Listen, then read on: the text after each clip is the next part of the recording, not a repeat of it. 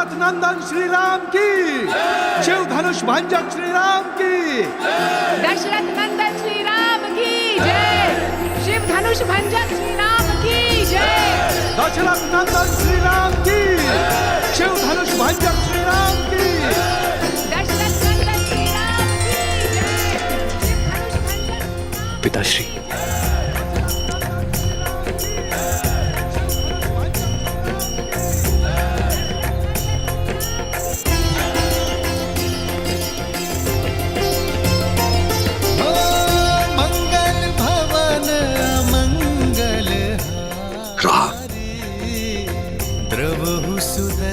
अयोध्या से जब विदा ली थी तो पुत्र तुम दशरथ नंदन थे,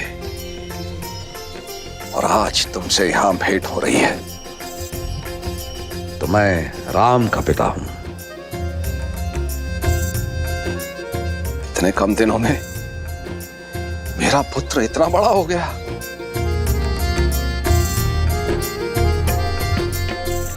मेरा राम।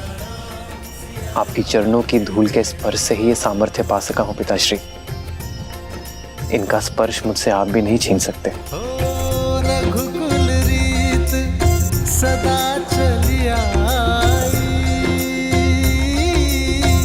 प्राण जाए पर वचन। पुत्र, तुम्हारा स्थान मेरे चरणों में नहीं, मेरे गले लग जाओ पुत्र। राम सिया राम जय जय राम, राम सिया राम जय जय राम, राम सिया राम जय जय राम, राम सिया राम जय जय राम। प्रणाम पिताश्री। पुत्र लक्ष्मण, आयुष्मान भव।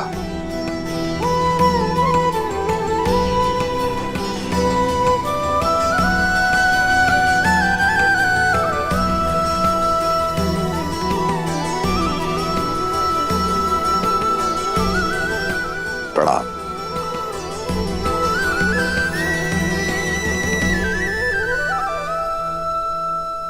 भूलोक पर कोई माया या दिव्य प्रदर्शन नहीं, अन्यथा हमारा भांडा फूट जाएगा और मेरा भोग छूट जाएगा।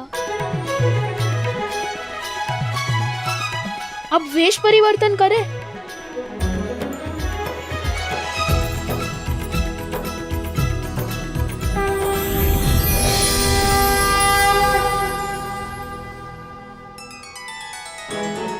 देवी सरस्वती और नंदी, संगीत का कार्यभार आप संभालेंगे। मैं वायुदेव, मैं विवाह का पंडाल बनाऊंगा। मैं अग्निदेव और मैं स्वादिष्ट भोजन का प्रबंध करूंगा। और मैं आपका सहायक बन जाता हूँ। भोजन जाएगा तो रसोई घर से बन के ही ना। उचित है, मैं इस समूह का मुखिया बनूं, त्रिलोकदर्शी साधु। और मैं आपकी सेविका।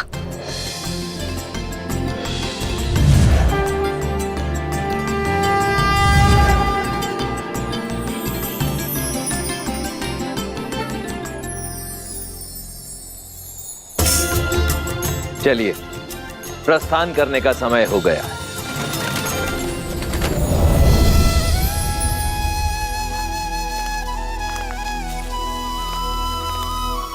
प्रभु, हम तो आपके ही पधारने की प्रतीक्षा में थे। हर कल्प और हर राम अवतार की भांति क्या इस बार भी मुझे आपका मार्गदर्शन करने का सौभाग्य प्राप्त होगा? काकभूषण दे, आपको यह प्रश्न पूछने की कोई आवश्यकता ही नहीं, क्योंकि जो स्वयं मेरे प्रभु श्री राम की कई जीवन लीलाओं का साक्षी बना, उनसे अच्छा मेरा मार्गदर्शन भला और कौन कर सकता है। प्रभु, मार्ग तो मां सीता और प्रभु राम दिखा रहा है इस संसार को। प्रेम का मार्ग, त्याग का मार्ग और समर्पण का मार्ग।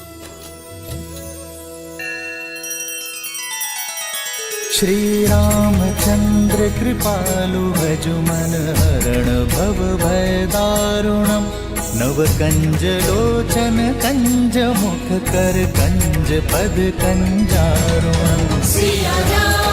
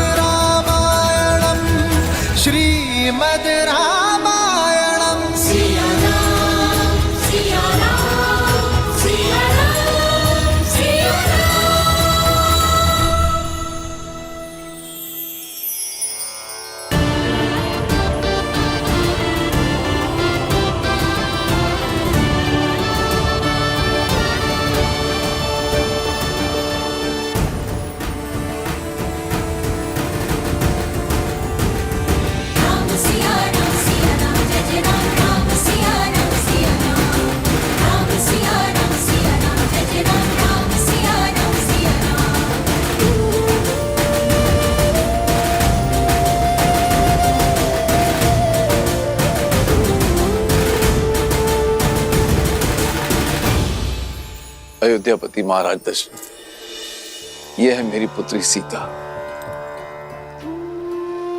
प्रणाम पिताश्री। सदा सौभाग्यवती भवा। और क्या आशीर्वाद दूं तुम्हें पुत्री।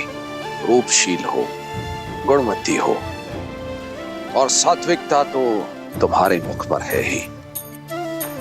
अपने तेज से अपनी अयोध्या को सदैव चमकाती रहना पुत्री।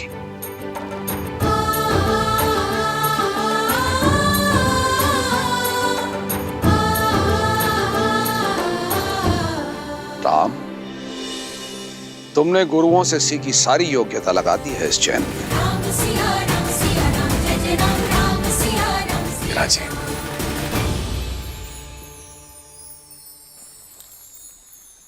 अयोध्यापति, अब मैं अपने परिवार से आपकी भेंट कराता हूं। सीता की माता से तो मिल ही चुके हैं आप। प्रणाम। ये मेरी छोटी पुत्री उर्मिला, ये मांडवी, श्रुतकीर्ति। ये दोनों मेरे अनुज कुशाध्वज की पुत्रियां हैं।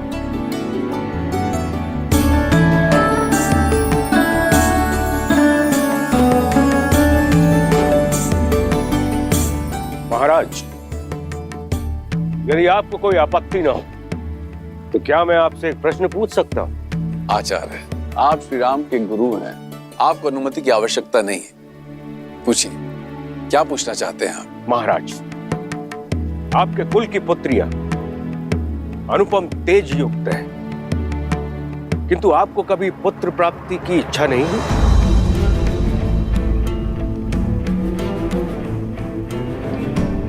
या फिर कभी इस बात का भय नहीं सताया कि आपकी मृत्यु के बाद आपको तर्पण कौन देगा, या फिर आपके लिए स्वर्ग का मार्ग कौन बनाए?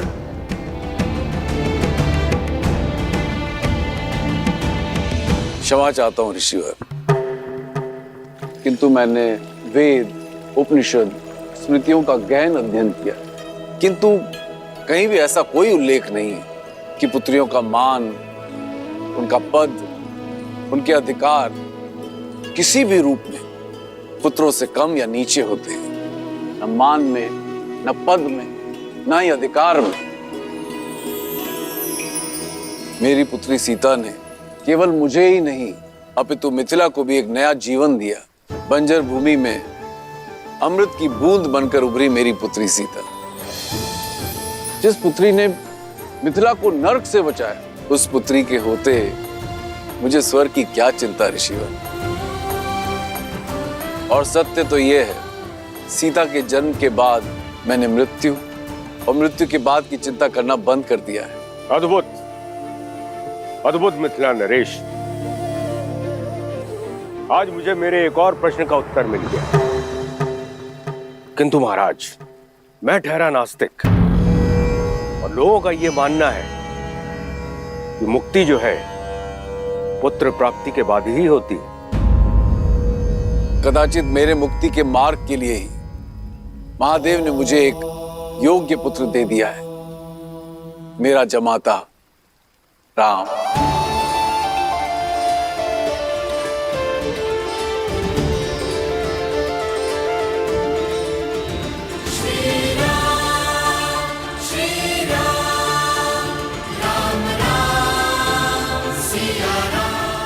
उचित कहा राजर्षि जनक। विवाह संबंध वर वधु के बीच ही नहीं, दो परिवार के बीच जुड़ता है। राम अब आप ही का पुत्र है। हम सबके बीच भी यही चर्चा चल रही थी मिथिलेश, कि क्यों ना आपको कुछ और पुत्र सौंप दिए जाएं। मैं आपका तात्पर्य नहीं समझा ऋषिवर। आपकी 4 पुत्रियां हैं जनक, और अयोध्या के 4 राजकुमार। इससे सुंदर संजोग और संबंध नहीं हो सकता। लक्ष्मण और उर्मिला, भरत और मांडवी, शत्रुघ्न और श्रुतकीर्ति का मेल आयु और गुण के अनुसार उत्तम होगा।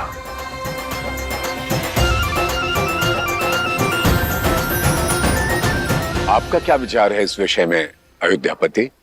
ऋषिवर, इससे बड़ा सौभाग्य तो हो ही नहीं सकता, किंतु इसमें मिथिलापति का मत जानना भी अति आवश्यक है। मेरे कुल की चारों पुत्रियां सूर्य वंश के आंगन में जाएं, इससे बड़ा सौभाग्य मेरे लिए और क्या हो सकता है अयोध्यापति। मिथिला कुमारियों की अपने बहनों से बिछड़ने की चिंता भी समाप्त हो जाएगी, किंतु मिथिला में विवाह से पूर्व पुत्रियों का मन टटोलना अति आवश्यक होता है। अवश्य जनक, जिन्हें साथ रहना है उनका विचार जानना भी आवश्यक है। आप दोनों एकांत में अपनी संतानों से बात कर लीजिए। उचित है।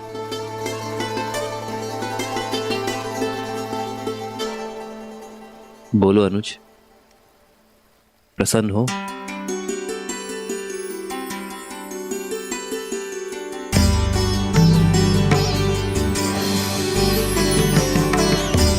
कोई शंका तो नहीं है उर्मिला? पूजा आपने की दीदी, और फल मुझे भी मिल गया। और वैसे भी महादेव और माता गौरी के निर्णय पर कैसी शंका?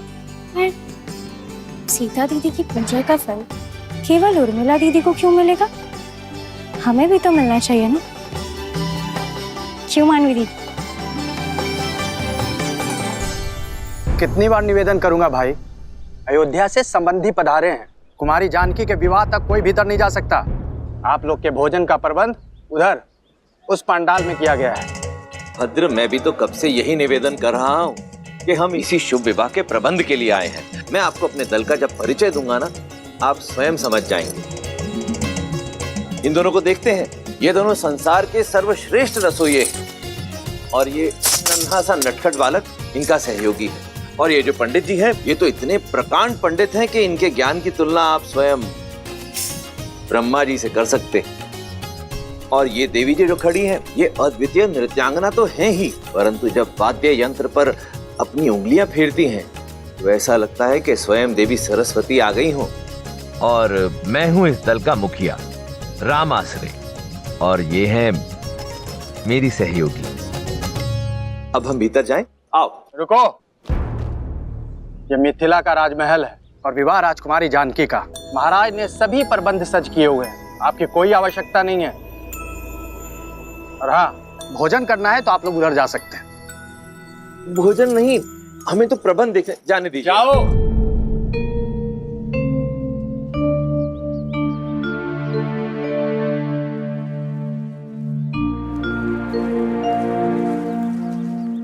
अब क्या करेंगे? प्रभु, मुझे आज्ञा दें। उचित है, आप जाइए। जी। मुझे भी आज्ञा दीजिए प्रभु। अब आपको किस बात की आज्ञा चाहिए? और कितनी देर प्रतीक्षा करें प्रभु? मैं अदृश्य बनकर वहां चला जाऊं? अदृश्य होना तो हमको भी आता है वायुदेव, पर दिव्य शक्ति प्रयोग नहीं करनी ना। गणेश, अदृश्य होकर बहना मेरा अधिकार है, और सबसे पहले भोग ग्रहण करना मेरा अधिकार है। मैं चलूं पिताजी? कोई कहीं नहीं जाएगा, सब यहीं प्रतीक्षा करेंगे। मैं कुछ सोचता हूँ। जो भी सोचना है शीघ्रता से सोचिए, भूख से मेरा पेट दर्द कर रहा है। मेरा भी भूख के मारे जान जा रही है।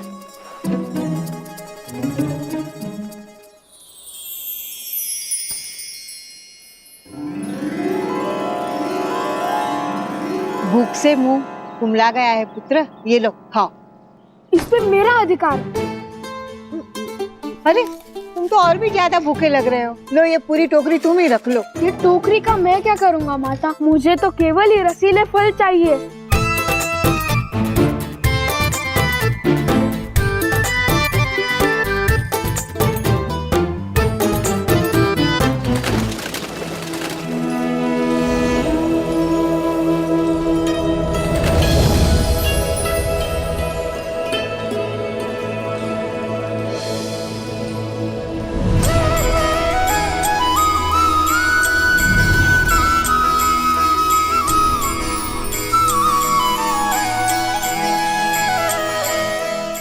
मिथिलापति, मेरे चारों पुत्र विवाह के लिए सज्ज हैं राजऋषि। मेरी पुत्रियां भी महाराज।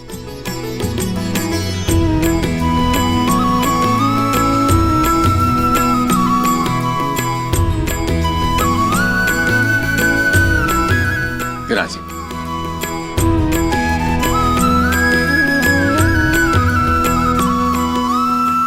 तो राजगुरु सतानंद, आज्ञा गुरु जी। तो विवाह की तिथि निकलवाई जाए। मैं शीघ्र अति शीघ्र संसार के इस पावन मंगल विवाह की तिथि निकालता हूं। रुको सदानंद,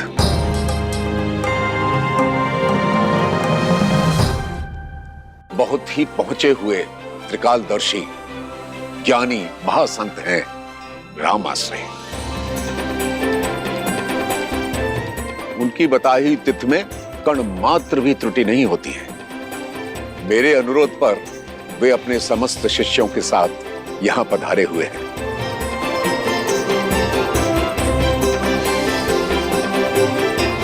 मैं देख सकता हूं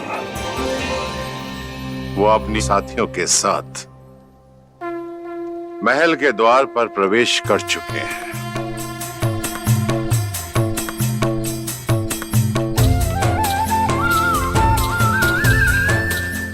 अद्भुत दृश्य है, अद्भुत। राम के विवाह की तिथि राम आश्रय निश्चित करेंगे। राम, जाओ जाकर उन्हें ससम्मान अंदर ले आओ। जी आचार्य। पुत्री सीता, उनके साथ उनकी एक सेविका और कुछ साथी भी हैं। उनका तुम स्वागत करो, मंगलमय होगा। जो आगे।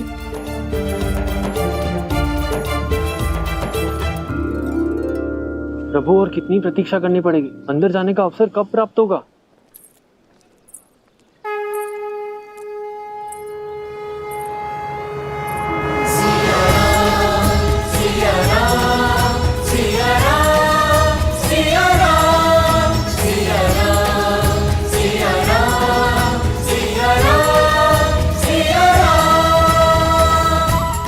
हम सबकी प्रतीक्षा समाप्त, क्योंकि हम सबका स्वागत करने के लिए स्वयं नारायण और देवी लक्ष्मी पधार रहे।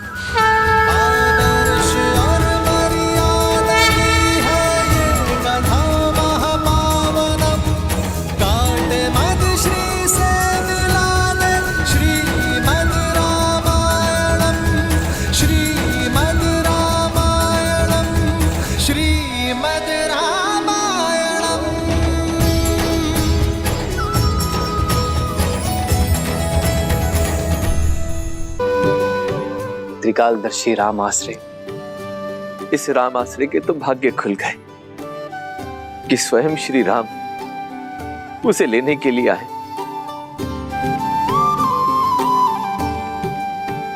देवी गौरिका समेत आप सभी को सीता का प्रणाम।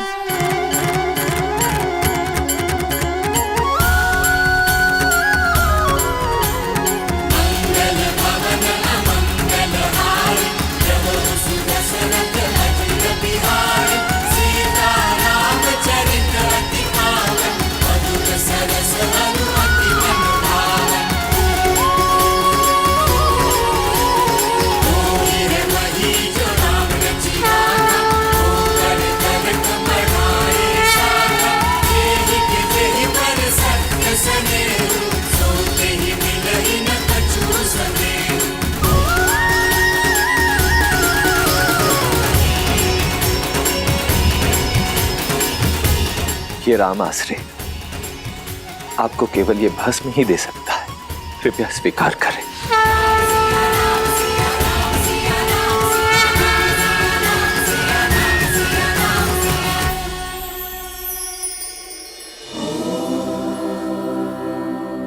जगत पूजे जगत वंदे सर्वशक्ति स्वरूपे। आइए।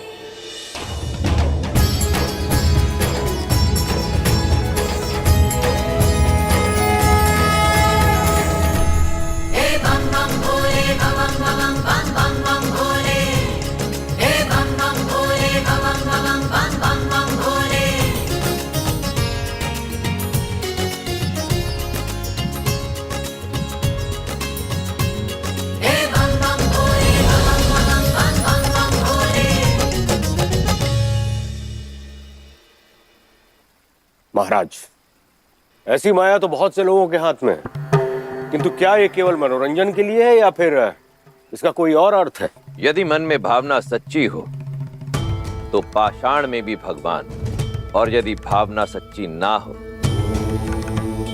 तो भगवान भी पाषाण है। भद्र जाबाली, परंतु आप तो नास्तिक हैं, इसलिए इस तथ्य से अनभिज्ञ हैं।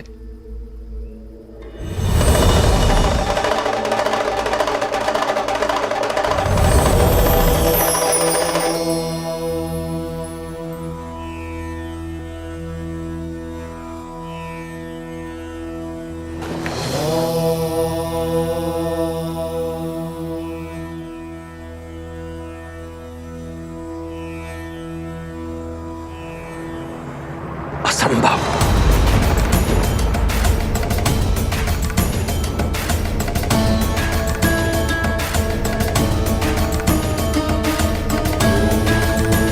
कोई समस्या है महाशय?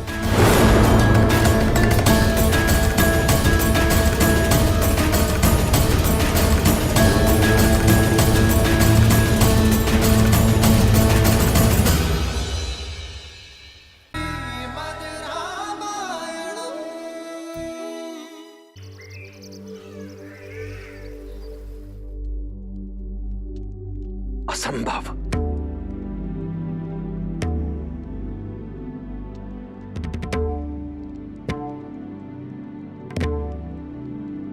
क्या हमारी संतानों के विवाह में कोई समस्या है महाशय?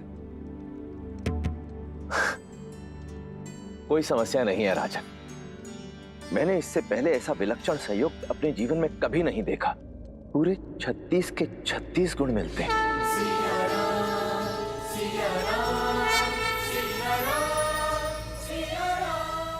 ऐसा प्रतीत होता है जैसे देवी सीता और श्री राम का साथ जन्मों जन्मों का है।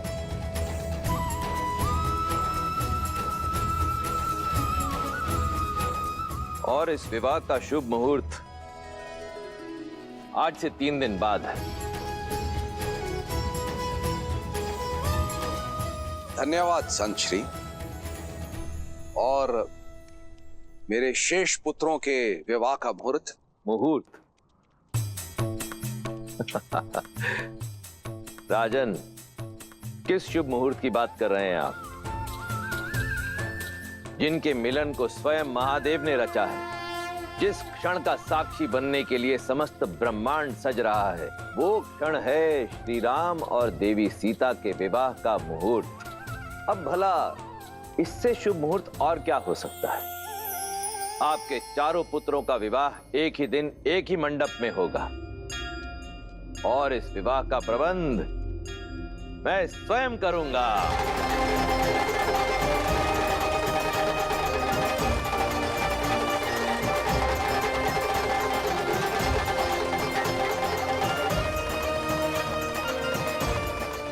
हम चारों भाइयों का विवाह एक ही दिन और एक ही मंडप में।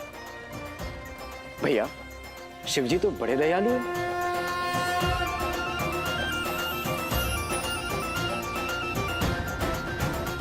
मेरे राम का विवाह है महाराज, ये अवसर मुझसे मत छीनिए। मैं अपने राम को फेरे लेते हुए देखना चाहती हूँ।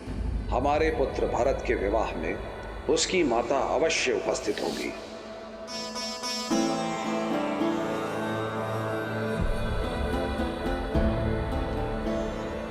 मेरे चारों पुत्रों का विवाह एक ही लग्न और एक ही मुहूर्त में हो, ये तो बहुत ही आनंददायी है ऋषिवर। किंतु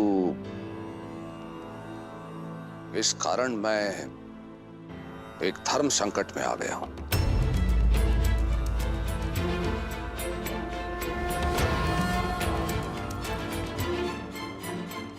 हमारे विवाह का मुहूर्त आपके लिए धर्म संकट पिताश्री?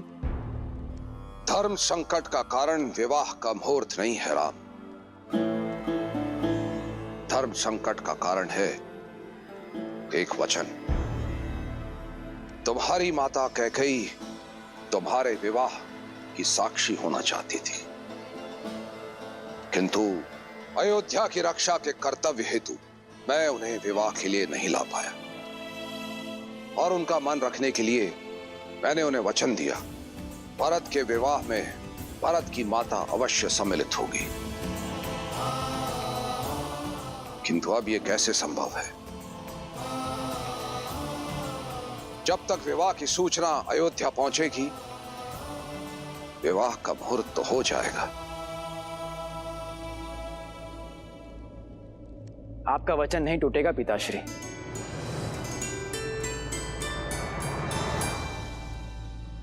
वो इसलिए क्योंकि मेरे विवाह को देखने हेतु मेरी एक माता अवश्य उपस्थित होगी।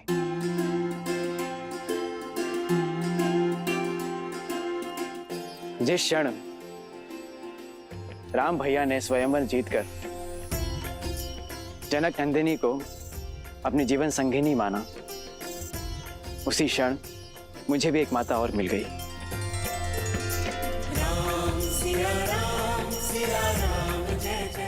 शास्त्रों का कथन और अयोध्या की मर्यादा यही है कि बड़े भाई की पत्नी का स्थान देवर के लिए माता के समान होता है।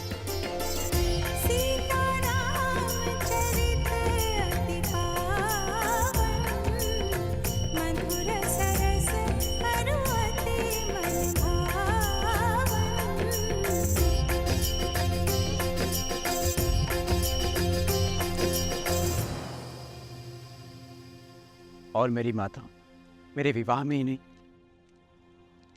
मेरे विवाह की चर्चा में भी उपस्थित थे। माता, भैया ने सदैव पिता का स्नेह और सुरक्षा तो दी ही है, क्या आप भी उसी प्रकार अपने इस पुत्र पर आशीर्वाद बनाए रखेंगे?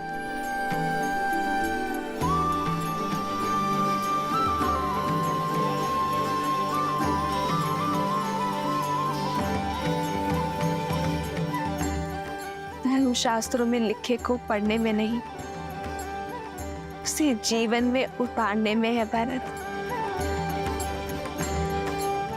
जितना पवित्र तुम्हारा मन है, उतना ही पवित्र और सुंदर संबंध दिया है तुमने आज मुझे।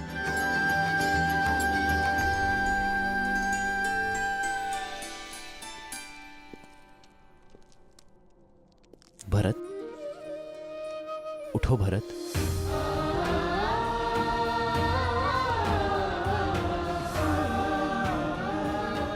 मेरे भाई जैसा भाई मिले तो धर्म की पूर्ति के लिए संतान की आवश्यकता नहीं।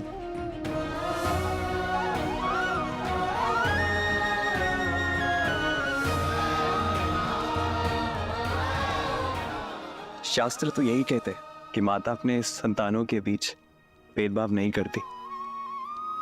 क्या केवल आप भरत भैया को ही आशीर्वाद देंगे भाभी माँ, हमें नहीं?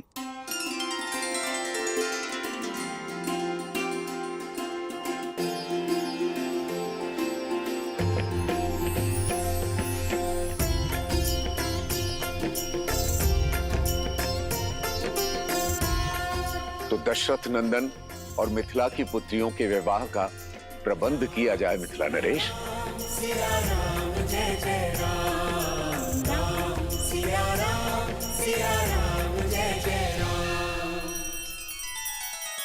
श्री रामचंद्र कृपालु भजुमन हरण भव भय दारुणम नव कंज लोचन कंज मुख कर कंज पद कंजारुणम।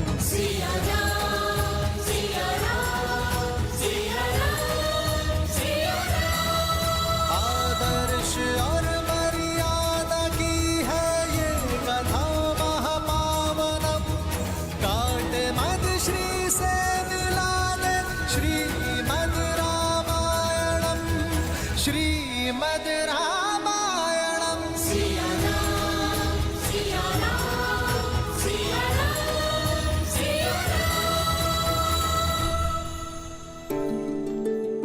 चिरंजीव महाराज दशरथ, ये मेरा अनुज है कुशाध्वज, प्रणाम। और उनकी पत्नी चंद्रभागा, मांडवी और श्रुत कीर्ति के माता पिता। जी, आपसे भेंट करके बहुत प्रसन्नता हुई। आपकी पुत्रियां बहुत गुणवान हैं। क्षमा करना कुशाध्वज, कदाचित मैंने तुम्हारा अधिकार छीन लिया। तुम दोनों उपस्थित नहीं थे और तुम लोग से संपर्क भी नहीं हो पा रहा था। मैंने बिना तुम्हारी अनुमति के तुम्हारी दोनों पुत्रियों का विवाह निश्चित कर दिया। विवाह? विवाह? यह अधिकार तो आप ही का था भैया। हाँ जयश्री, जन्म भले ही मैंने दिया है श्रुतकीर्ति और मांडवी को, परंतु पाला तो आप ही ने है। हम तो सदैव ज्ञान की प्राप्ति के लिए यहाँ वहाँ भ्रमण करते रहे, इसलिए पहला अधिकार तो आप दोनों का ही है। और आपसे अच्छा हमारी पुत्रियों का हित कोई नहीं सोच सकता। उचित समय पर आए हो। नगर में विवाह की शोभा यात्रा आरंभ हो गई है।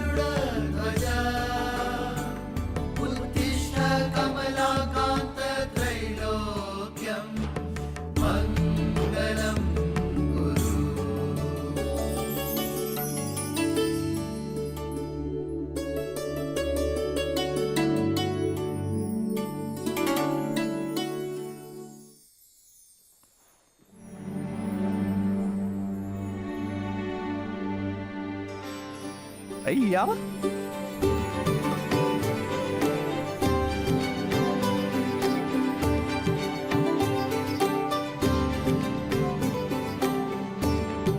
सज्ज हो जाइए भैया, आज से विवाह रीतियां आरंभ होने वाली हैं आपकी। जी हाँ भैया। केवल राम भैया की नहीं लक्ष्मण भैया, अब तो हम सबकी होने वाली हैं। शुभ घड़ी तो है। इतने वर्षों से स्वतंत्र हमारा शत्रुघ्न इसी बंधन में तो बंधेगा भैया।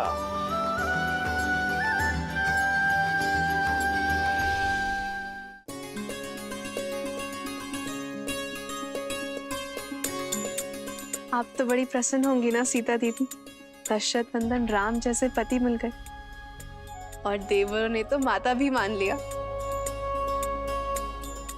और वो देवर हमारे पति भी होंगे। उनके साथ साथ हमें भी तो सीता दीदी के चरण स्पर्श करने होंगे ना। तो क्या हुआ, अच्छा ही है ना। जब हम अयोध्या जाएंगे तब हमें ऐसा नहीं लगेगा कि माता का घर छोड़कर आए हैं।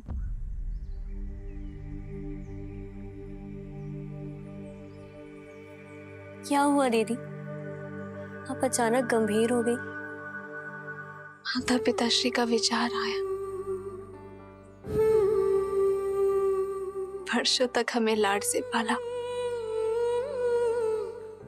और अब अचानक हम सब उन्हें छोड़कर चले जाएंगे।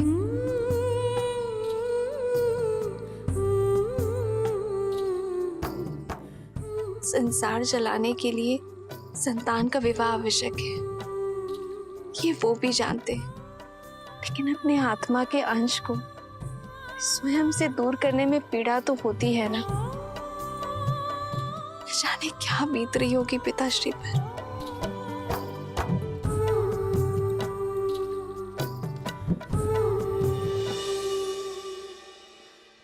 पीड़ा तो है मन में,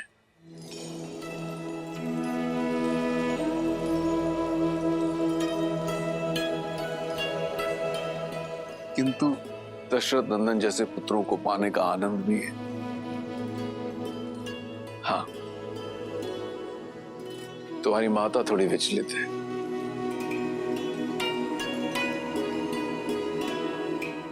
कहाँ एक पुत्री के विवाह की चिंता थी और कहाँ अकस्मात ही चारों पुत्रियां एक साथ विदा हो जाएंगी।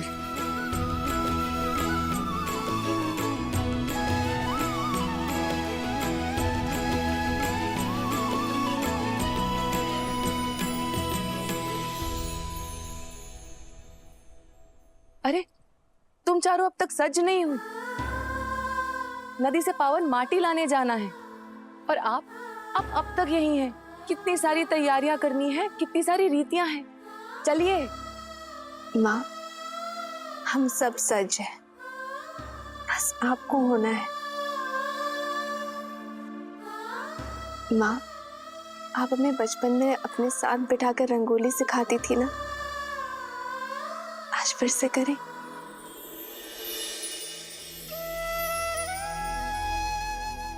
स्वास्तिक की ये 4 रेखाएं, हम 4 बहनें हैं माँ, और ये भिन्न दिशाओं में जाती हुई रेखाएं हमारा होने वाला परिवार। रेखाएं चाहे कहीं भी चली जाए, लेकिन वो अपना केंद्र कभी नहीं छोड़ती। और हम चारों का केंद्र आप है माँ। हम चाहे कहीं भी चले जाएं, लेकिन आपकी दी गई शिक्षा, आपके दिए गए संस्कार आप कभी नहीं भूलेंगे।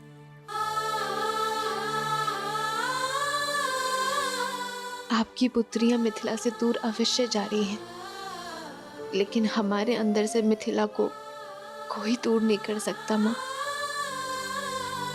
और जब हम दूर ही नहीं जा रहे हैं, तो फिर चिंता कैसी?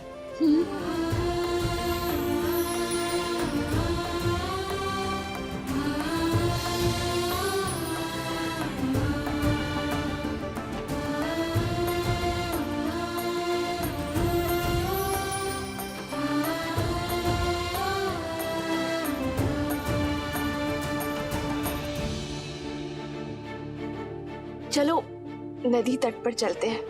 मिथिला की महारानी के चारों जमाता वहां प्रतीक्षा कर रहे होंगे, और अगर विलंब हो गया ना तो महारानी बहुत डांटेगी। ओम भूर्भुवः स्वः तत्सवितुर्वरेण्यं भर्गो देवस्य धीमहि धियो यो नः प्रचोदयात्।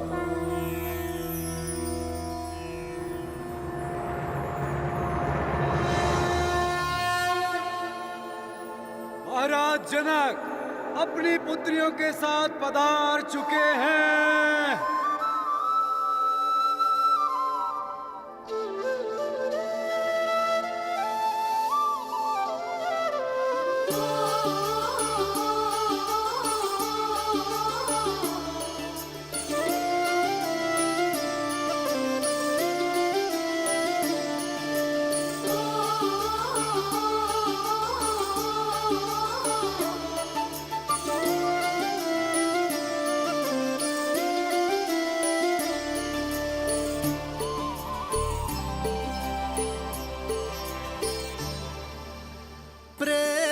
समर्पण करुणा ज्ञान से है भरा दो प्यारा नाम।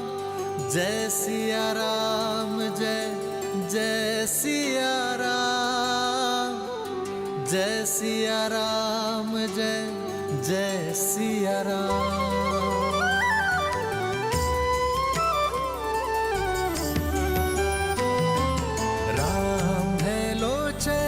सीता दृष्टि, राम है बादल सीता वृष्टि। अब वर और वधू माँ गंगा का आह्वान कर नदी तल से पवित्र माटी को लेकर इस पात्र में भरेंगे। तत्पश्चात वर उसे वधु को सौंप देंगे।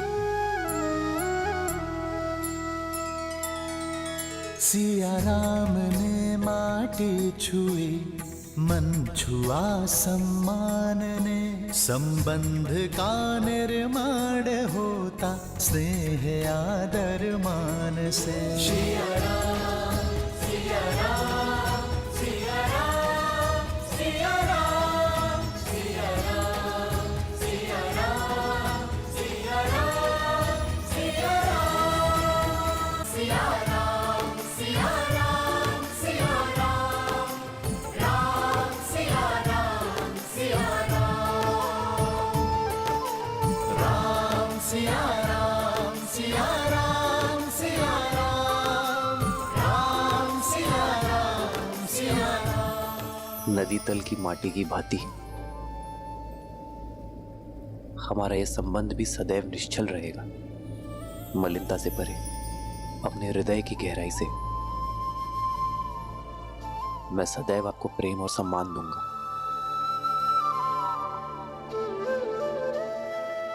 ये माटी और अधिक पावन हो गई है क्योंकि इसे माँ अहिल्या और ताड़का की पीड़ा को हरने वाले श्री राम ने स्पर्श किया है। माटी के पावन होने का कारण कुछ और है कि केवल 8 वर्ष में शिव का धनुष उठाने वाली तेजस्विनी अपने जन्म से ही मिथिला की सारी पीड़ा हरने वाली भूमिजा ने इसे चुना है। राम सिया राम, सिया राम, सिया राम, राम सिया राम, सिया राम, सिया राम, सिया राम, सिया राम, सिया राम, राम सिया राम, सिया राम, राम सिया राम, सिया राम, सिया राम। दशरथ पुत्रों, आगे आओ।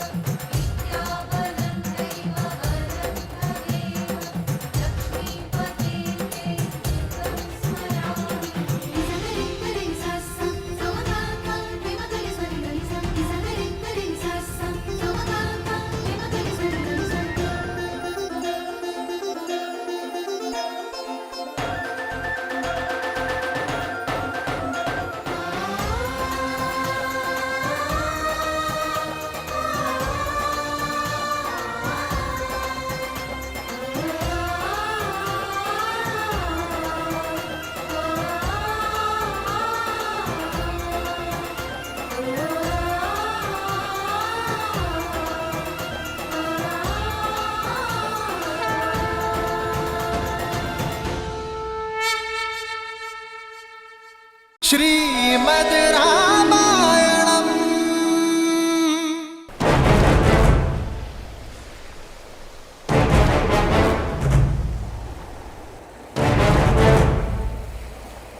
भैया, जहां से बांध टूटा है वहीं से बाणों का बांध बना देते हैं। नहीं लक्ष्मण, हमें दीवार नहीं बनानी है, मार्ग बनाना है इस जल की मुक्ति के लिए।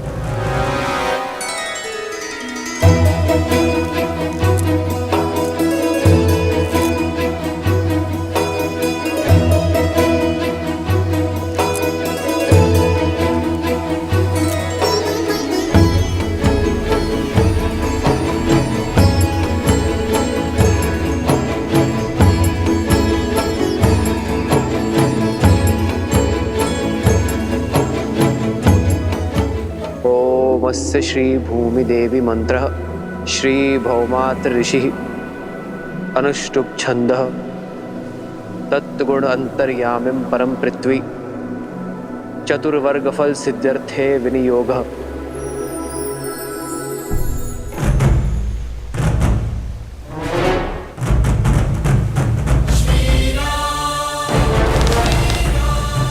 ये क्या करने जा रहे हैं?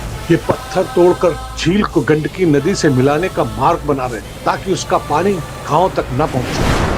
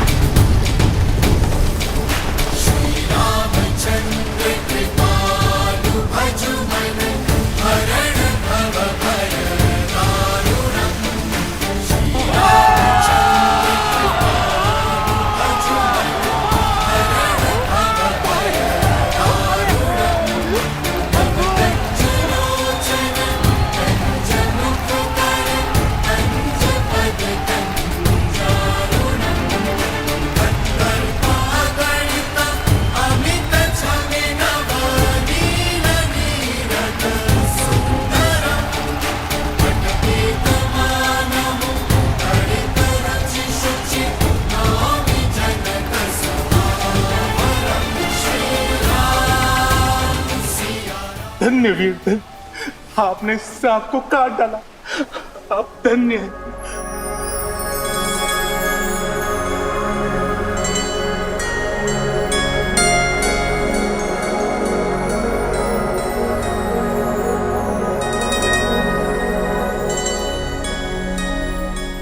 ये शालिग्राम शाप नहीं, एक सीख बनकर यहां विराजे थे। यदि अपने विचार और मन इस झील की भांति बांधे रखोगे तो विचार मलिन होंगे, और मलिन विचारों का बाढ़ आपके जीवन को नष्ट कर देगा। यदि अपने विचारों को खोला जाए, चलायमान बनाया जाए, तो हर शाप और संताप से मुक्ति मिलेगी। मुक्ति तो हमें आपने दिलाई है वीर, अब हो कौन? जो हमें इस मार्ग पर लेकर आए वो हमारे परम पूजनीय गुरुदेव विश्वामित्र हैं।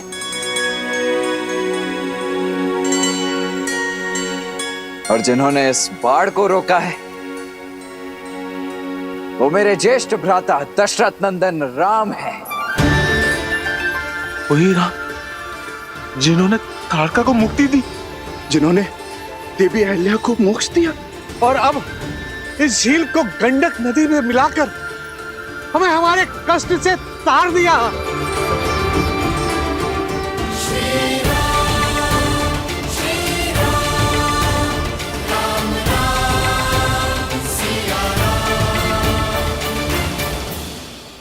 हे श्री राम, हमें आपका मंदिर बनाने की अनुमति दे।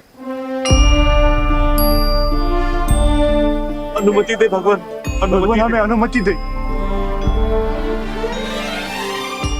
आप उठ जाइए।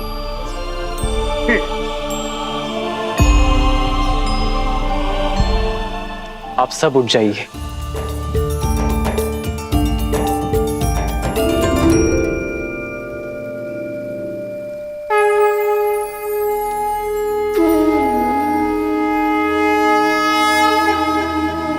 मैं तो केवल एक नर हूं, एक निमित्त। यदि मंदिर बनाना है तो इन नारायण शालिग्राम का बनाओ, जो युगों से यहां सबको मुक्त करने हेतु एक सीख बनकर यहां विराजे है।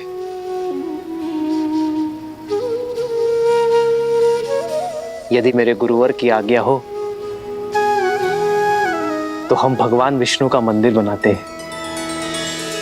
मन की पीड़ा श्री रामचंद्र की है नहीं उसे बांधना, मूल संकट का मिटा दो श्री राम की ये भावना। श्री राम श्री राम श्री राम श्री राम। श्री रामचंद्र कृपालु भजुमन हरण भव भय दारुणम। नव कंज लोचन कंज मुख कर कंज पद कंजारुणम। सिया राम सिया राम सिया राम सिया राम। आदर्श और मर्यादा की है ये कथा महापावनम। काट मद श्री से मिला दे श्रीमद् रामायणम। श्रीमद् रामायणम। सिया राम सिया राम सिया राम सिया राम।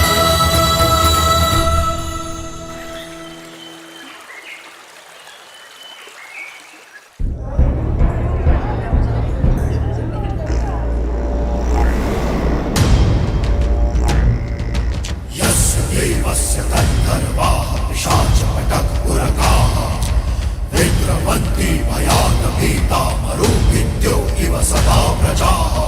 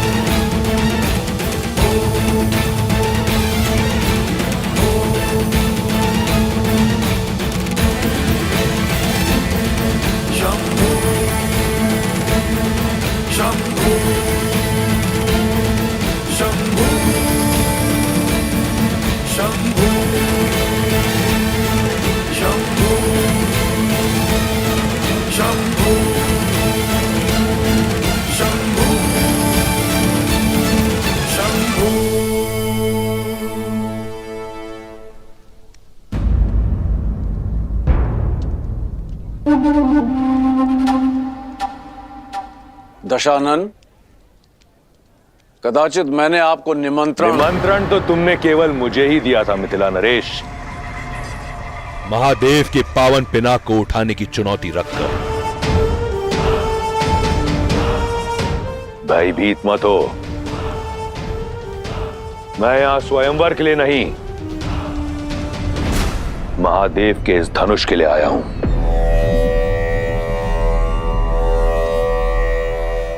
इस संसार में महादेव के परम भक्त के अतिरिक्त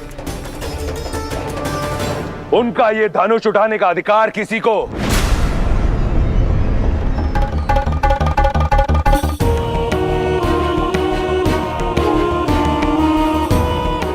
नहीं।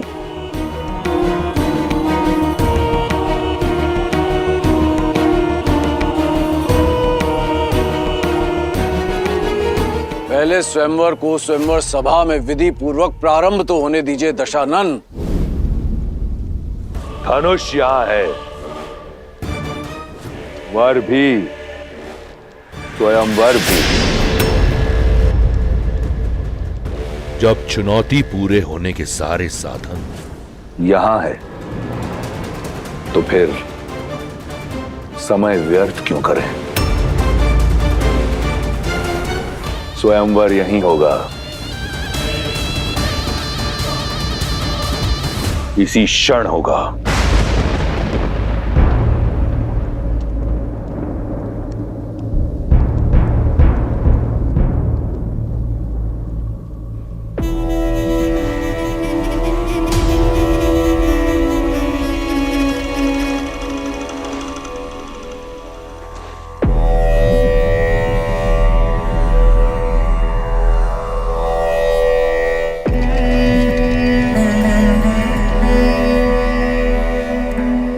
मैं वही दशानन हूं जिसने कैलाश उठा लिया था। इस धनुष को मैं अपने बाएं हाथ की एक उंगली से उठाऊंगा।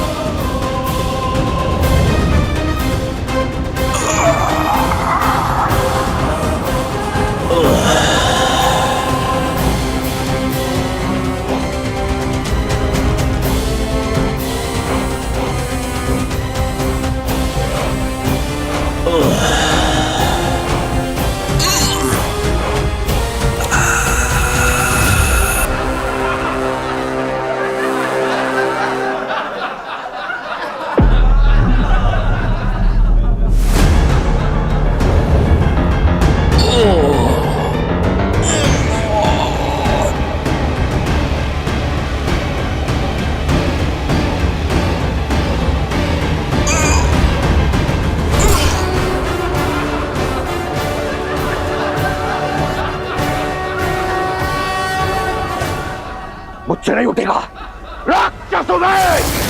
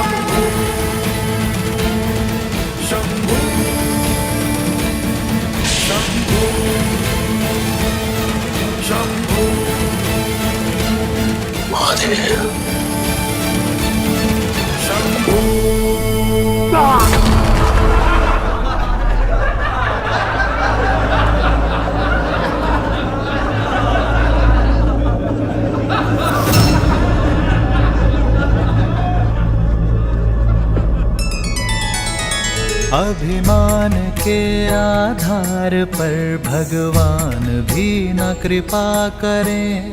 जिसके मन शुद्धि और श्रद्धा उसके संकट शिव हरें।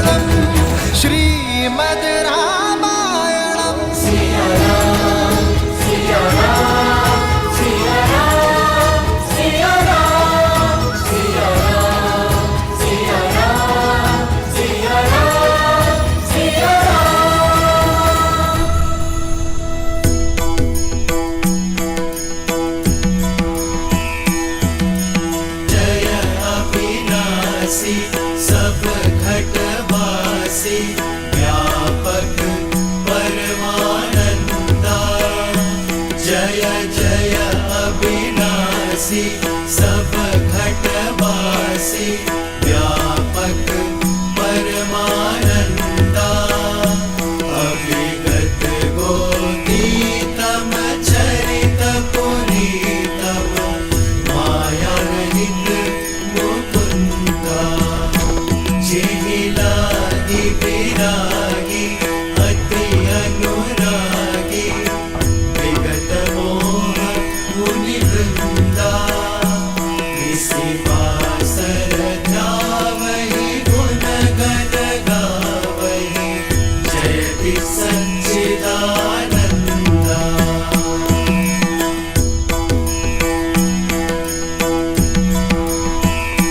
सारद श्रुति शेषा ऋषय अशेषा जाकहु को नहीं जाना। जेहि दीन प्यारे वेद पुकारे द्रवहु सो श्री भगवाना। द्रवहु सो श्री भगवाना।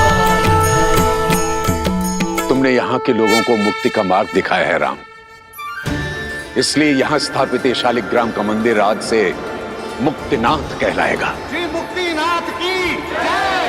श्री मुक्तिनाथ की जय। जो भी व्यक्ति यहाँ पर पूजा अर्चना करने आएगा उसे मुक्ति मिलेगी। श्री मुक्तिनाथ की जय। श्री मुक्तिनाथ की जय।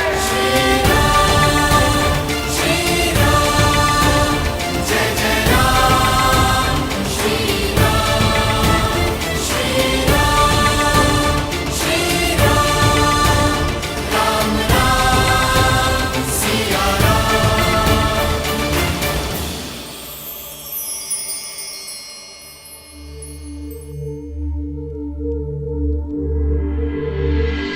इस संसार में जो कुछ होता है महादेव की इच्छा से होता है।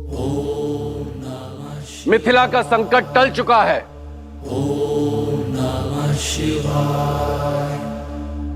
धनुष यात्रा प्रारंभ हो।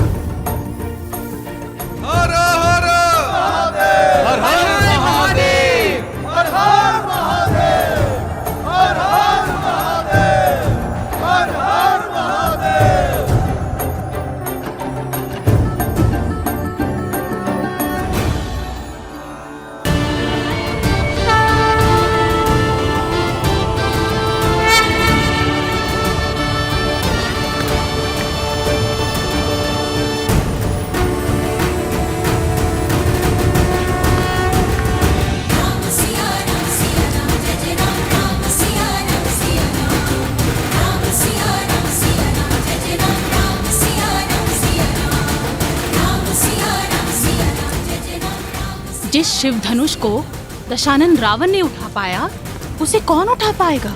मुझे नहीं लगता यह स्वयंवर सफल हो पाएगा। फिर यह असंभव कार्य कौन पूरा करेगा?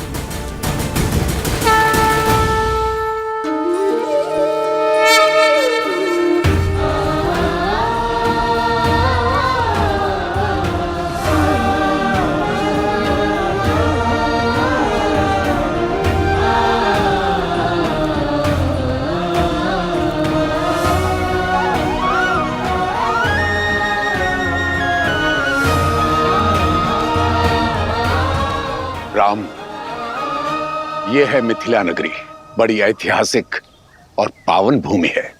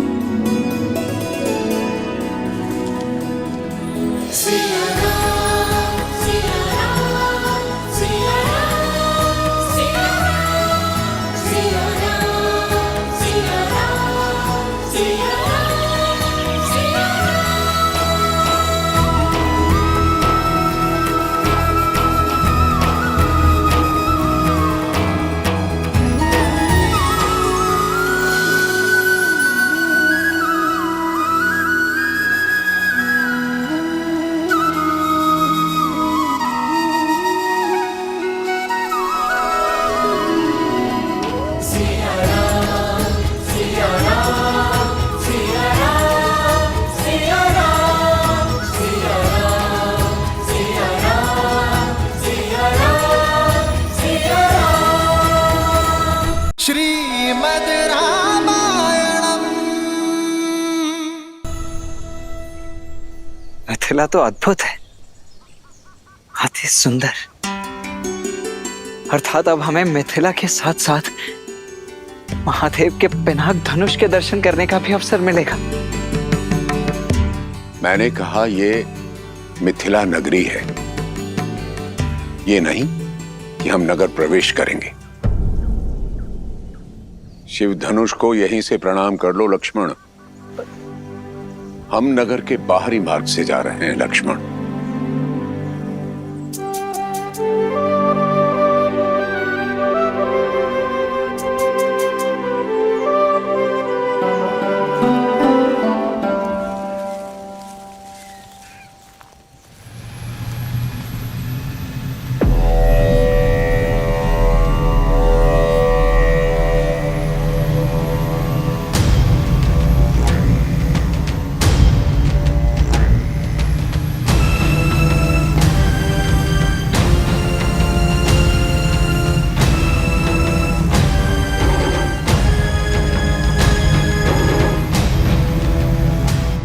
अद्भुत!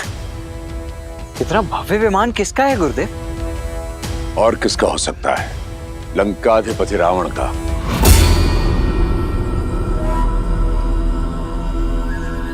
कदाचित शिव धनुष की लालसा उसे यहां खींच लाई हो। वही रावण जिसका हाथ ताड़का और मारीच के सर पर था। अर्थात इतने महाशक्तिशाली असुर ने यह स्वयंवर तो निश्चित ही जीत लिया होगा ना गुरुदेव? शिव धनुष को उठाने के लिए बाहुबल की नहीं, चरित्र बल की आवश्यकता होती है लक्ष्मण।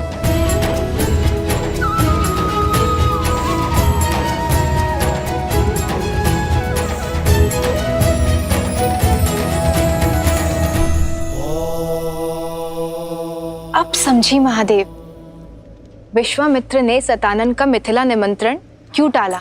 ताकि राम रावण के वहां से निकल जाने के बाद ही वहां पहुंचे, कि उनकी भेंट उचित समय आने से पूर्व ना हो जाए। किंतु उन्हें अब राम को मिथिला लेके जाना चाहिए ना? प्रश्न केवल राम और रावण की भेंट रोकने का ही नहीं है देवी। ऋषि विश्वामित्र चाहते हैं कि राम को मिथिला उस समय ले जाया जाए जब यस्याग्रे त्राट त्राट त्रुट त्रुट ममलम टंट टंट टंट टंटम तैलम तैलम तु तैलम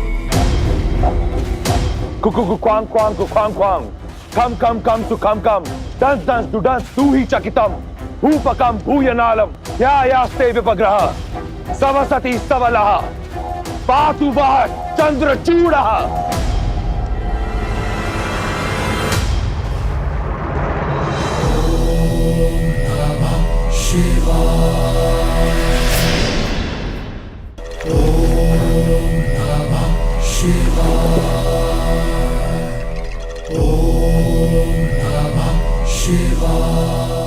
हर हर महादेव।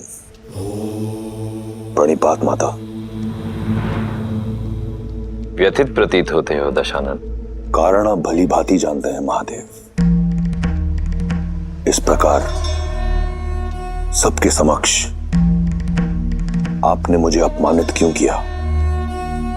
एक 8 वर्ष की बालिका खेल खेल में आपका धनुष उठा लेती है और मैं आपका महाशक्तिशाली परम भक्त उसे उठा नहीं पाया। ये तो तभी संभव है जब आपकी इच्छा ना हो। कारण मेरी इच्छा नहीं दशानन, कारण है तुम्हारे कर्म। केवल मेरा भक्त मात्र होने से ही तुम्हारे कर्मों का फल तुम्हें छोड़ेगा नहीं। अभी भी समय है, अपना मार्ग बदल लो। अपनी असीम शक्ति और संपत्ति का उपयोग संसार के हित के लिए करो।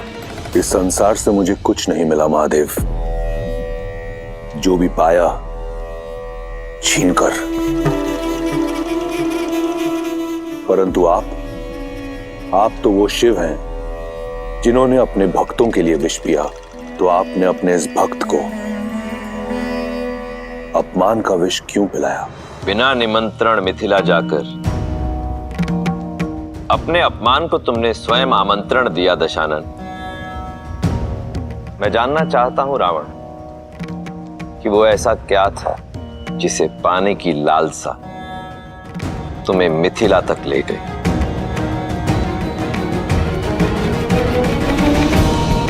लालसा आपका पावन धनुष पिनाक पाने की थी। केवल धनुष, कुछ और नहीं?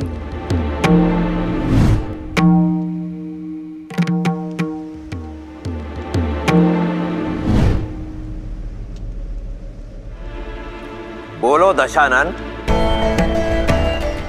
आज तुम अपने अहंकार की भावना से इस सीमा तक ग्रसित हो चुके हो कि स्वयं अपने इष्ट के समक्ष असत्य कह रहे हो। और यही तुम्हारा उत्तर है रावण।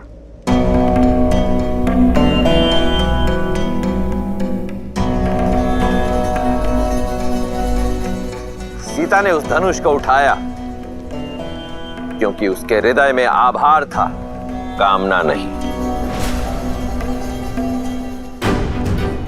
और तुम उसी धनुष को नहीं उठा पाए क्योंकि तुम्हारे हृदय में अहंकार था, भावना नहीं। तुम अत्यंत सौभाग्यशाली हो लंकापति कि तुम्हारे पास मंदोदरी जैसी पतिव्रता पत्नी है, मेघनाद जैसा आज्ञाकारी पुत्र है। इसलिए जो तुम्हारा नहीं है उसे पाने की लालसा छोड़कर जो है उसी में संतुष्ट रहना सीखो। मैंने तो यही सीखा है महादेव कि जीवन में जो मिलता है या तो प्रयास से या फिर प्रहार से। परंतु आपने आज सिद्ध कर दिया कि आप केवल देवों के ही देव हैं। इस राक्षस का साथ नहीं देंगे आप, फिर चाहे ये राक्षस आपका परम भक्ति क्यों ना हो। आप ईश्वर हैं, जैसे आपकी इच्छा। रहिए आप देवों के देव, परंतु फिर अपने इस राक्षस भक्त से अपनी प्रवृत्ति बदलने की अपेक्षा ना करें। यदि मेरे इष्ट होकर भी आप देवों के ही देव हैं, तो मैं भी आपका भक्त होकर राक्षस राज हूं। आप वही करें जिसकी अपेक्षा देवों को आपसे है, और मैं वही करूंगा जिसकी अपेक्षा राक्षसों को मुझसे है। उचित है दशानन। यदि ऐसा है तो अपने कर्मों का फल चखने के लिए भी सज्ज रहना। हर हर महादेव। माता,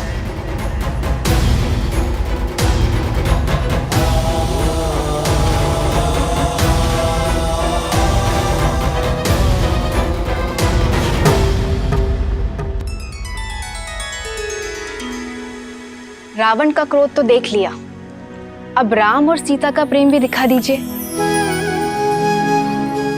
बताइए ना, विश्वामित्र राम को लेके जनकपुरी कब जाएंगे? कब होगा उन दोनों का मिलन? जब समय आएगा तब ऋषि विश्वामित्र का मार्ग मिथिला की ओर जाएगा। लक्ष्मण, गुरुवर की आगे की यात्रा के लिए भी सज्ज हो। भैया, मुझे ऐसा प्रतीत होता है कि गुरुदेव आपको किसी महत्वपूर्ण कार्य के लिए सज्ज कर रहे हैं, अत्यंत महत्वपूर्ण। सही कहा लक्ष्मण, उनके हर कर्म के पीछे उद्देश्य होता ही है। अब उनकी इच्छा क्या है ये तो मैं नहीं जानता भैया, पर मेरी इच्छा है कि कदाचित मैं मिथिला नगरी भ्रमण कर पाता, देख पाता वहाँ का सौंदर्य और विशेषतः वो शिव धनुष। कितना अच्छा होता ना भैया। इच्छा तो मेरी भी यही है लक्ष्मण। आज हम यही विश्राम करेंगे राम। जो आज्ञा गुरुदेव। जो आज्ञा करते। अब जब यहाँ विश्राम कर ही रहे हैं तो तुम जाकर मिथिला नगरी देखा हो राम। जहां विश्राम करते हैं वहां की लोक संस्कृति जानने से ज्ञानवर्धन होता है।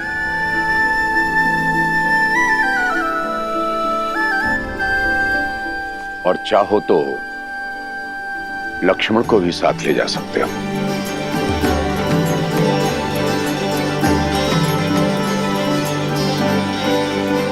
कब चलना है लक्ष्मण? अभी इसी क्षण, तुरंत। कौन जाने कब अपना विचार बदल लें गुरुदेव। आइए आइए।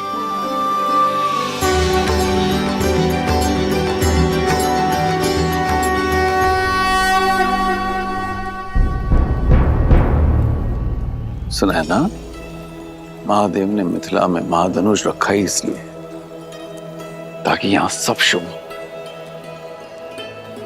विश्वास रखो।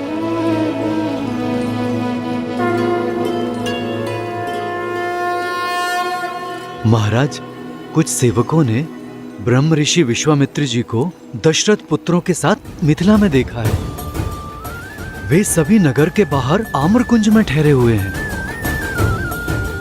सौभाग्य मिथिला के द्वार तक आया है, उनका आदर कर।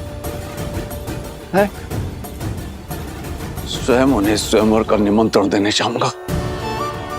आइए।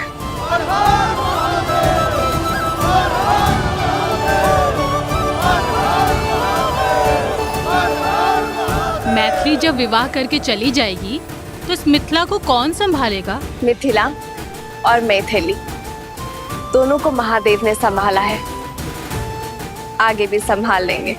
महालक्ष्मी जैसा दिव्य स्वरूप आया है पुत्री। प्रार्थना करती हूँ कि नारायण जैसा दिव्य वर मिले तुम्हें।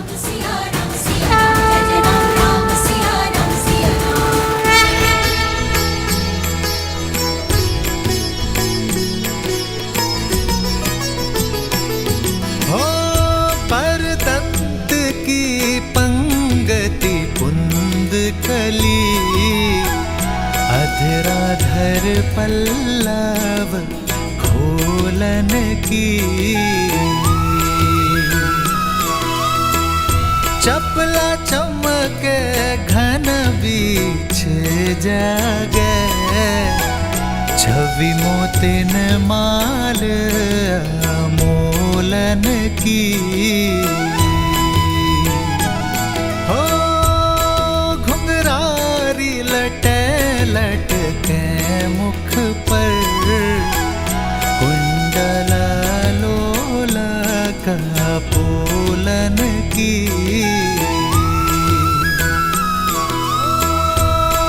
निर्छावरी प्राण करे तुलसी, बलि जाऊं ललायन बोलन की।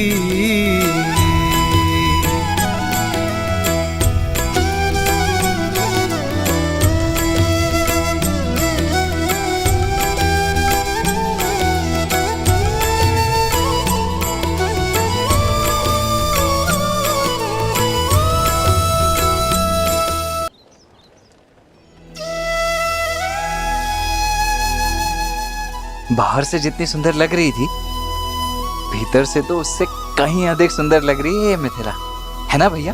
हाँ लक्ष्मण, मिथिला का सच्चा सौंदर्य यहाँ के लोगों की सोच और संस्कृति में ज्ञान का गढ़ है ये नगर।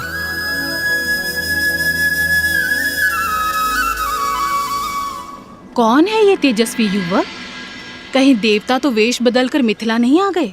देवता क्यों, कहीं के राजकुमार भी तो हो सकते हैं। सीता स्वयंवर में आए हो, राजकुमार ऐसे गलियों में विचरण करते हैं क्या? कोई गंधर्व तो नहीं हो भी सकता है। चलो चलो आओ देखते हैं।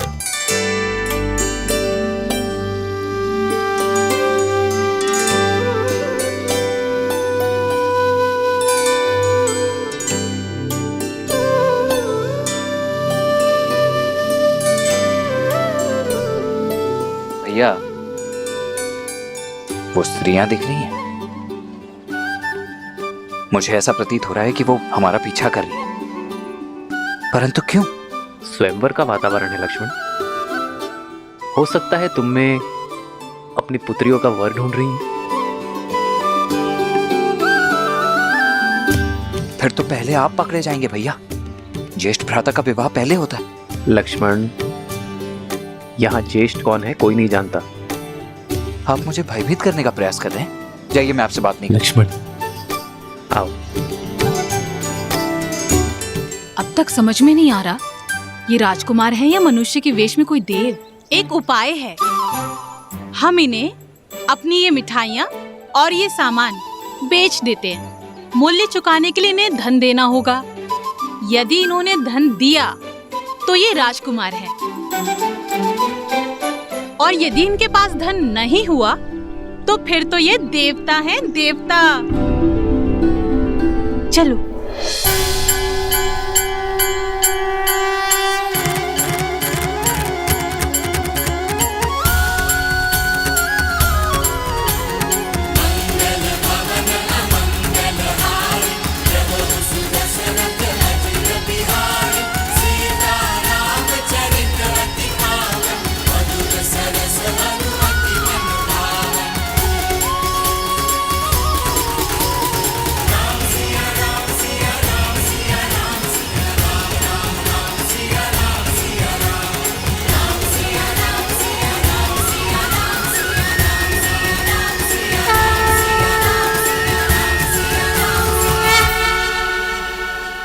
अहो भाग्य हमारे कि आप मिथिला के इतने निकट आए। मैंने आपकी पराक्रम और करुणा की गाथा सुनी।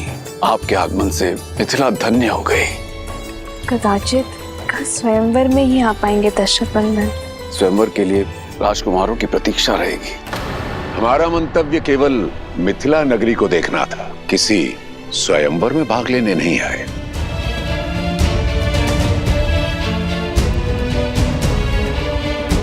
श्रीमद् रामायणम्।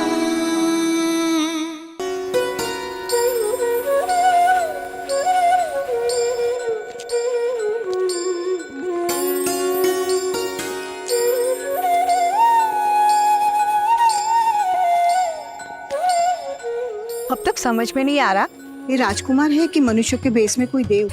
एक उपाय है, हम इन्हें अपनी ये सारी वस्तुएं बेच देते हैं। मूल्य चुकाने के लिए इन्हें धन देना होगा। यदि इन्होंने धन दिया तो ये राजकुमार, और यदि इनके पास धन नहीं हुआ तो फिर तो ये देवता है, देवता। चलो।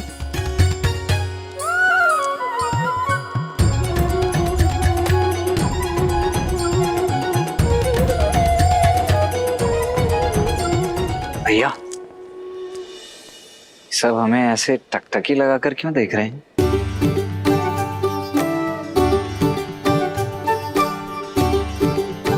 मेरे वस्त्र तो ठीक ठाक लग रहे हैं ना? कहीं मेरे मुख पर कुछ लगा तो नहीं? देखिए तो। दिखाना लक्ष्मण, कुछ लगा तो है। क्या लगा है भैया? भूख। कदाचित तुम्हें भोजन चाहिए। हाँ, हो सकता है, परंतु यहाँ भोजन मिलेगा कहाँ? भूख की औषधि ये रही। लड्डू खाओगे? मिष्ठान स्वादिष्ट लगते हैं लक्ष्मण, खाओगे? सप्ताहों से वन के कंदमूल खाकर पेट भरा है भैया। खाऊंगा क्यों नहीं, अवश्य खाऊंगा।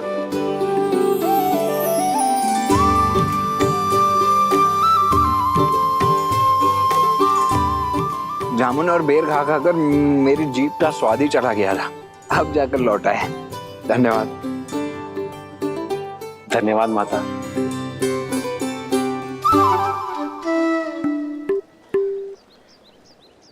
भैया, इस मिष्ठान के मूल्य के रूप में इन्हें देने के लिए कुछ धन है आपके पास? नहीं, तुम्हारे पास?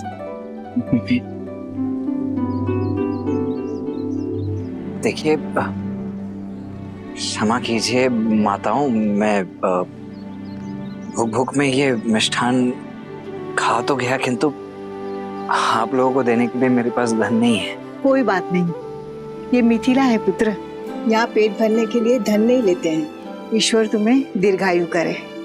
कोई मूल्य नहीं चुकाना पड़ेगा? नहीं। बहुत बहुत धन्यवाद। तो मैं एक और ले लूं? अवश्य। धन्यवाद। धन्यवाद माता। आपके मिष्ठान की भांति आपके आशीष भी मधुर है। यदि आपकी आज्ञा हो तो हम पावन नगरी मिथिला का भ्रमण करना चाहते हैं। अवश्य।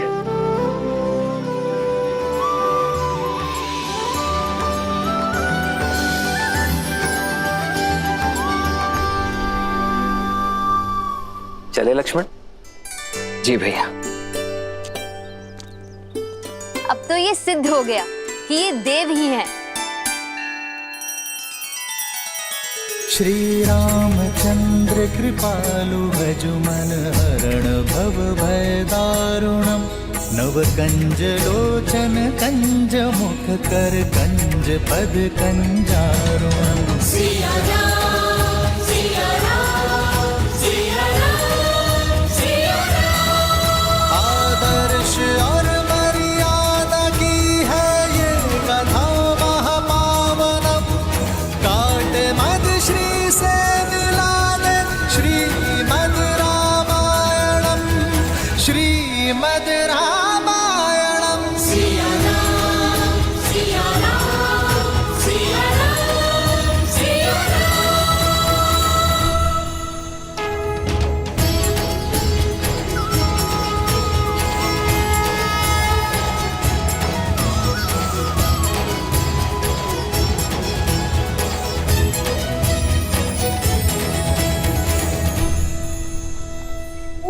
राम जी चलते हैं, चलो चलो चलो चलो चलो। अरे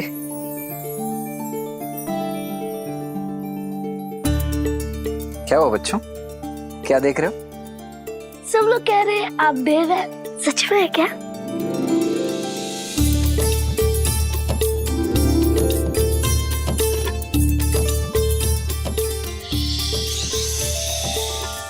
किसी से कहना नहीं, हम देवी हैं।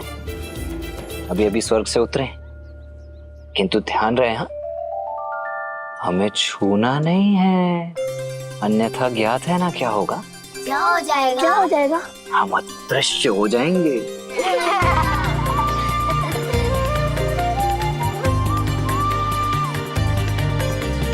ये धनुष बहुत भारी है। नहीं, तनिक भी नहीं।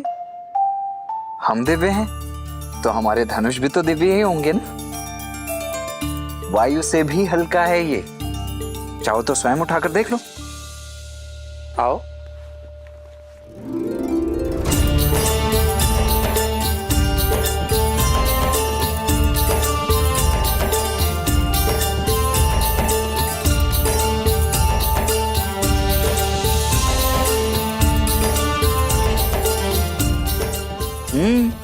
अद्भुत। अरे वाह, तुम तो अत्यंत शक्तिशाली हो।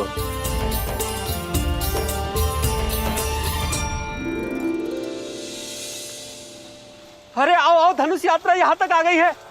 हर हर महादेव, हर हर महादेव, हर हर महादेव, हर हर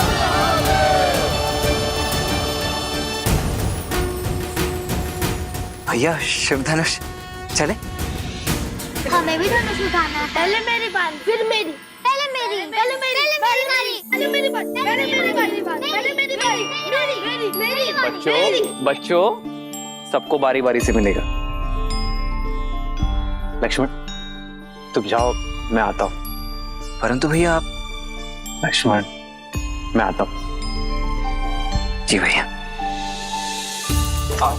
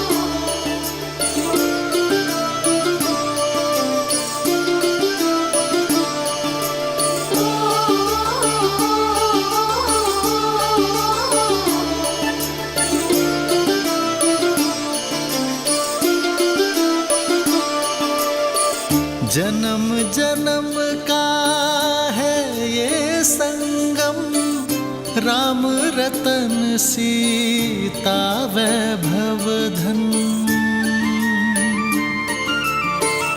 एक है पौरुष एक समर्पण, एक है रूप तो दूजा दर्पण।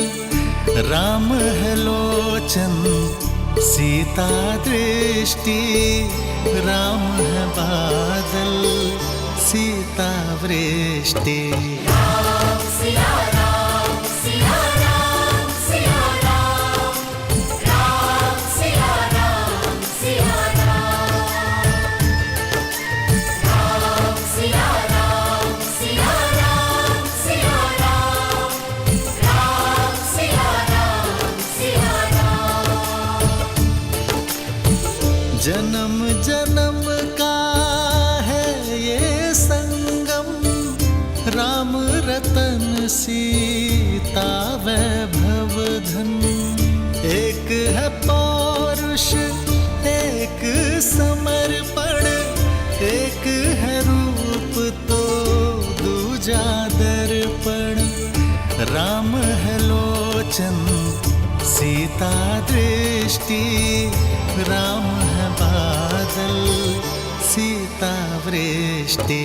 राम सिया राम, सिया राम, सिया राम, राम सिया राम, सिया राम, राम सिया राम, सिया राम, सिया राम, राम सिया राम। दीदी कहाँ खो गई आप? धनुष गया आगे, चलिए। राम सिया राम, सिया राम, सिया राम, राम सिया राम, सिया राम, राम सिया राम, सिया राम, सिया राम, राम सिया राम, सिया राम, राम सिया राम, सिया राम, सिया राम,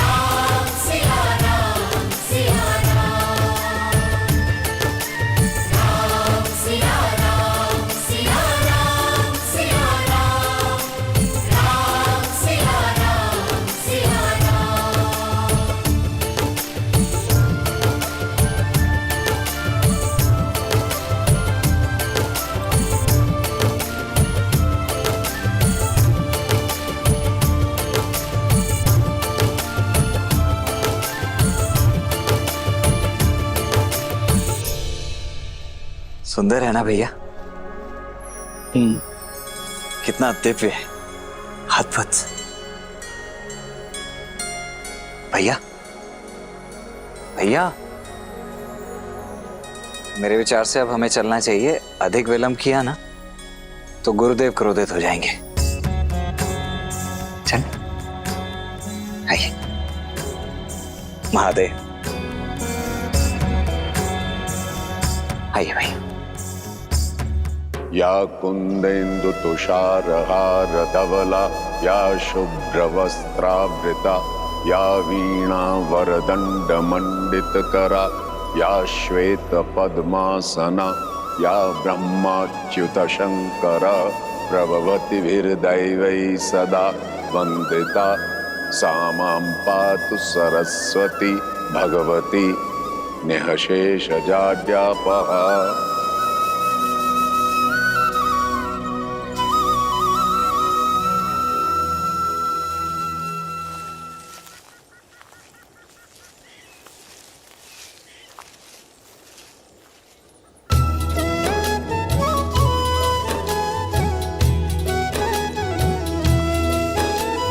संग सचिव सुचि भूरी भट, भूसुर बर गुर ज्ञाति, चले मिलन मुनि नायक ही, मुदित राउ एहि भांति। प्रणिपात ब्रह्मर्षि। अहो भाग्य, आप मिथिला के इतने निकट आए। अब नगर में प्रवेश करें ऋषिवर। आपके आगमन से तो मिथिला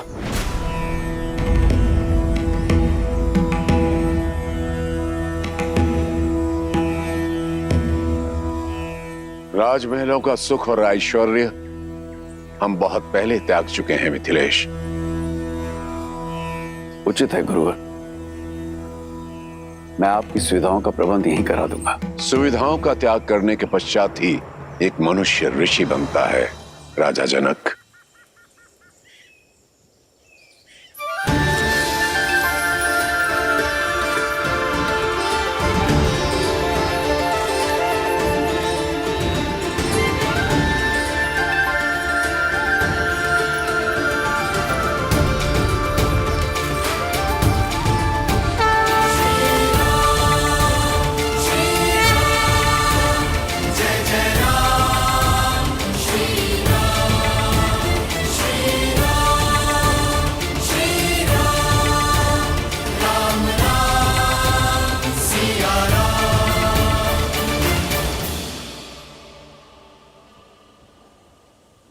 ऋषिवर, ये चंद्र जैसे दिखने वाले आपके अद्भुत शिष्य कौन है? ये अयोध्यापति महाराज दशरथ के ज्येष्ठ पुत्र राम है।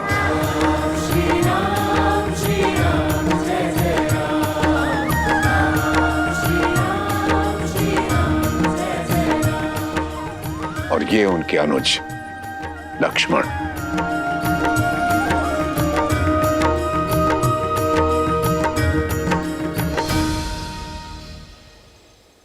मैंने आप दोनों की पराक्रम और करुणा की गाथा सुनी कि कैसे आपने ताड़का और देवी अहिल्या का उद्धार किया। आपके आगमन से मिथिला धन्य हो गई। धन्य तो हम हुए तात कि राजर्षि जनक जैसे परम ज्ञानी से भेंट हुई और साथ ही पवित्र नगरी मिथिला और परम पावन पिनाक के दर्शन हुए।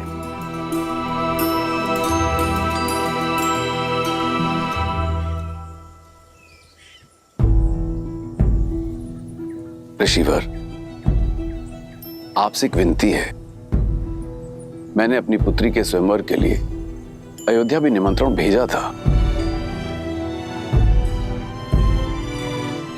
किंतु वहां से महाराज दशरथ का उत्तर आया कि राजकुमार आपके साथ हैं। कितना अद्भुत संयोग है ना, इस पावन उपलक्ष्य में आप इनको यहां ले आए। और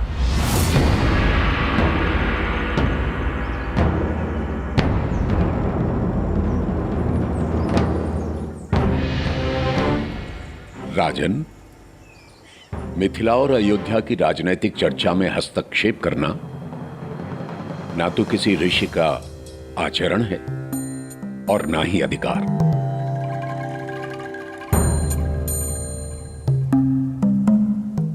हम तो अपने शिष्यों के साथ जिस मार्ग से जा रहे थे, मिथिला उसके बीच में आ गए।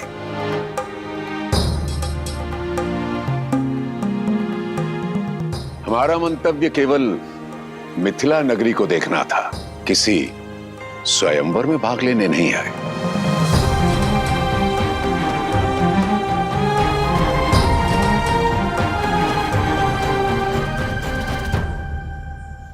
उचित है ऋषिवर, किंतु आप आशीर्वाद देने तो आएंगे ना।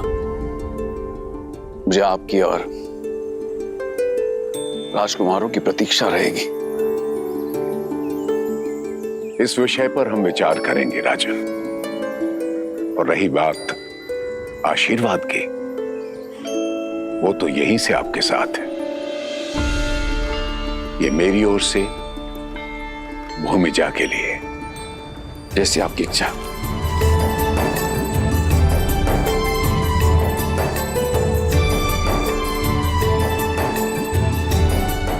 प्रणिपात ऋषिवर।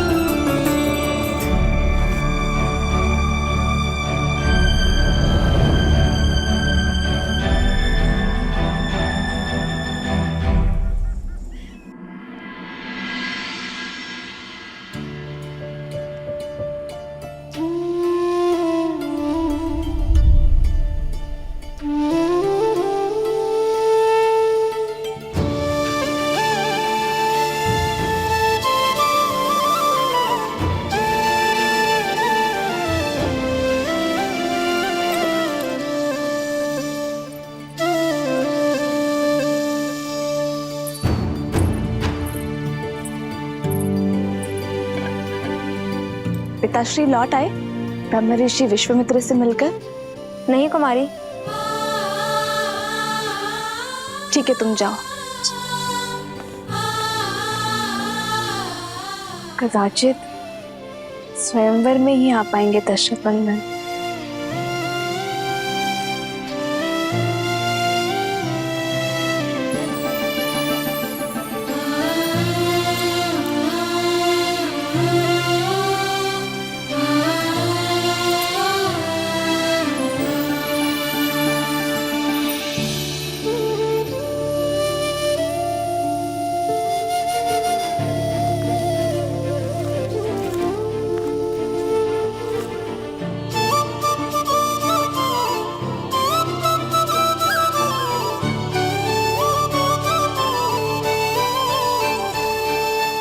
भैया,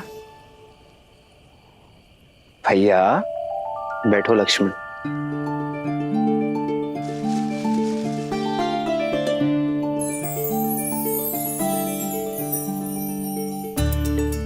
क्या बात है भैया, आज आपके चिंतन में चिंता का भाव नहीं, आनंद का भाव है।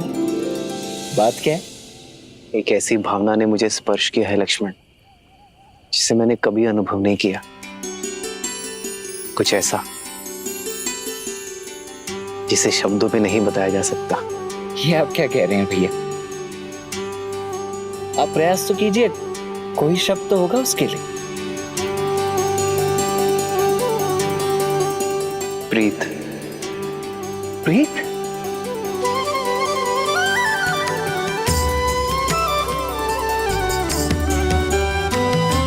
नहीं जानता ये उचित है या नहीं लक्ष्मण, किंतु ऐसी अनुभूति आज तक किसी को देखकर नहीं हुई, जिसे युगों युगों से हम एक दूसरे के साथ हो, जैसे उनकी जीवन यात्रा मुझसे जुड़ी हो। जनक पुत्री सीता,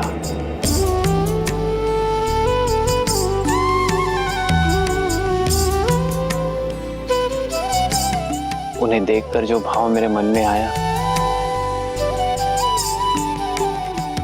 वो प्रीति है लक्ष्मण। भैया